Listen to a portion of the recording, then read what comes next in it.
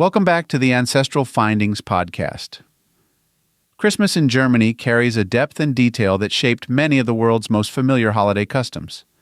From Advent wreaths glowing on winter evenings to the aroma of spiced markets and the gentle presence of Christkind, German Christmas traditions reflect centuries of Christian devotion, regional identity, and storytelling. Many of the images that Americans and other nations now consider classic Christmas took root in German homes long before crossing the Atlantic through immigrant families.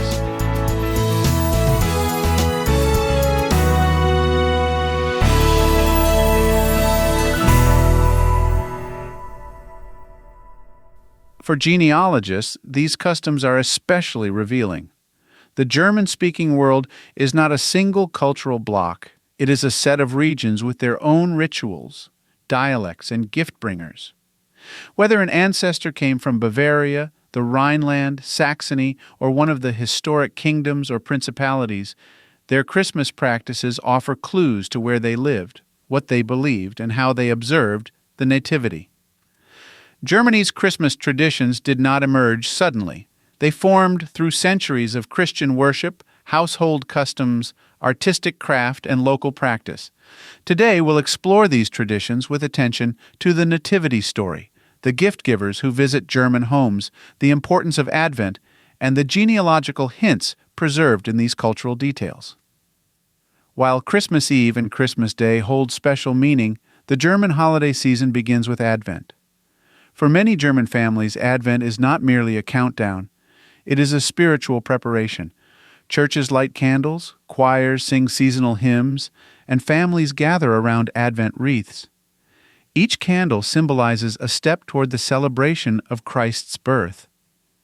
Advent wreaths, Adventskranz. The Advent wreath, now common worldwide, began in German homes in the 19th century. Its 4 candles, often arranged around evergreen branches, reflect hope and anticipation. Some regions also light a 5th candle on Christmas Eve. Advent calendars.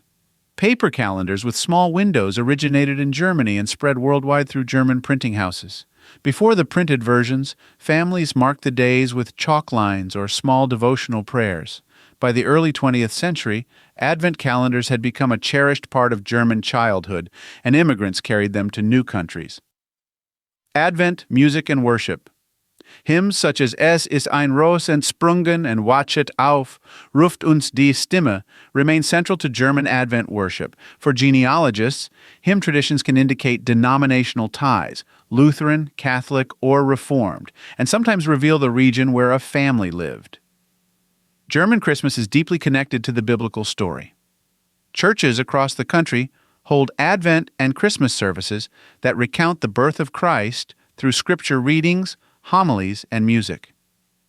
Cribs and nativity scenes, Krippen.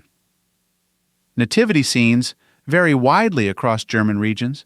Bavarian cribs are often intricate, carved in great detail, and passed down as heirlooms. In other regions, cribs include village scenes or local architecture.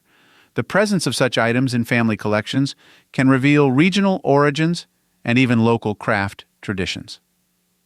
Christmas Eve worship, Heiligabend. Christmas Eve is the central religious moment for many German families. Churches hold services that include scripture readings from Luke, candlelight hymns, and children's programs presenting the Nativity story. Families returning from church often begin their Christmas celebrations at home. The influence on German immigrants to the United States and elsewhere, brought these devotional rhythms with them. In many families, Christmas Eve remains the primary celebration, with gift-giving taking place after the evening service. The practice is often a strong genealogical indicator of German heritage. Germany has multiple gift-bringers, each with its own history and regional importance. Christkind, the Christ child. In many parts of southern and western Germany, the Christkind brings gifts on Christmas Eve. Often depicted as an angelic figure, the Christkind was popularized in Protestant regions during the Reformation as an alternative to St. Nicholas. This figure eventually became part of Christmas culture for both Protestant and Catholic families in many areas. Weihnachtsmann, the Christmas man. In northern and eastern Germany, the Weihnachtsmann, similar in appearance to the American Santa Claus, brings gifts. He rose to prominence in the 19th and 20th centuries and became especially common in regions influenced by Prussian culture. His appearance varies, but he is usually shown as a winter figure dressed in red or brown. St. Nicholas, Sankt Nicholas. On December 6th, St. Nicholas visits children, leaving treats in their shoes. This custom remains strong throughout Germany. St. Nicholas is usually portrayed as a bishop carrying a staff, emphasizing his roots in early Christian tradition. Children often write letters to him, and families continue the tradition even if they also celebrate Christmas Eve, gift-giving. Knecht Ruprecht and Schmutzli. In some regions, St. Nicholas travels with a companion who assists him. Knecht Ruprecht may ask children about their prayers or catechism. These figures vary widely, gentle in some traditions, stern in others, making them an interesting genealogical marker. Christmas markets, Weihnachtsmärkte. Germany's Christmas markets are among the most recognizable holiday traditions worldwide. These outdoor markets began in the Middle Ages and became an important part of communal life. Each town's market reflects regional foods, crafts, and customs. Wood-carving centers such as the Erzgebirge region are known for nutcrackers, incense smokers, pyramids, and candle arches. These items often appear in family collections and can indicate ancestral regions. Market foods, roasted nuts, sausages, gingerbread, mulled wine, glühwein, and marzipan, reflect centuries of culinary practice. Many families continue these foods in their holiday traditions, offering hints about their heritage. For many Germans, the Christmas market is not only a place to shop, but a place to gather. The sights, sounds, and smells create a setting that has remained consistent for centuries. Christmas Eve, Heiligabend.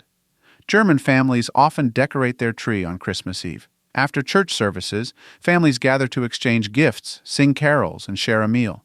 This evening is quiet, reflective, and centered on family. Christmas Day, Erster Weihnachtstag. The first day of Christmas is focused on rest, family meals, and sometimes additional church services. Second day of Christmas, Zweiter Weihnachtstag. December 26th is a holiday throughout Germany. Families often visit relatives, reflecting the extended family structure that remains important in German culture. For genealogists, these distinctions are helpful. Families who observed both December 25th and 26th strongly often retain patterns from German life. Regional differences across Germany produced unique customs. Bavaria emphasizes Catholic traditions, Krippen, and Christmas Eve worship. Saxony is known for its wooden crafts and strong Advent culture. The Rhineland preserves Christkind traditions and St. Nicholas visits. Northern Germany favors Weihnachtsmann and maritime Christmas food traditions. These regional differences offer valuable clues for tracing ancestry. Christmas in Germany is a combination of faith, family, and tradition. It is shaped by Advent, guided by the Nativity story, enriched by regional customs, and kept alive by generations who passed these practices to their children. For families with German ancestry, Christmas traditions often reflect the region, denomination, and cultural background of their ancestors. Understanding these customs brings us closer to the people whose lives shaped our own.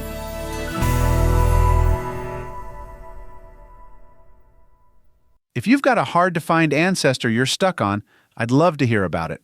Just head over to ancestralfindings.com and click on Contact to send me a message. While you're there, take advantage of our free weekly genealogy lookups, explore thousands of articles, and enjoy hundreds of podcast episodes. We've been helping family history researchers since 1995. And if you're looking for even more, check out our Genealogy Gold Q&A series over on Patreon. Thanks for listening, and as always, happy searching.